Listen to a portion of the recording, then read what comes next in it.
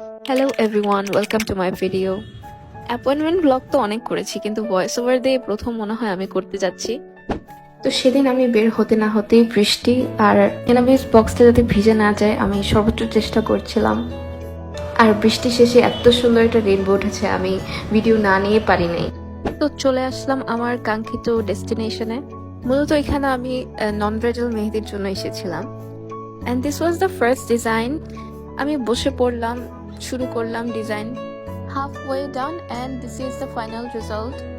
And এই আপুটা দুই হাতেই সেম ডিজাইন করেছিল, অ্যাকচুয়ালি লাভড ইট। আর নেক্সট আপুটাও সেম ডিজাইন দিয়েছিল, যার কারণে আমার কম্পারেটিভলি টাইম কম লেগেছিল। এরপরে আমি একটা ডিফারেন্ট টাইপের ডিজাইন করলাম, মান্ডালা উইথ ফিঙ্গার কাভার্ড। এই আপুটাও দুই হাতে সেম ডিজাইন দিয়েছিল, and this is the final result.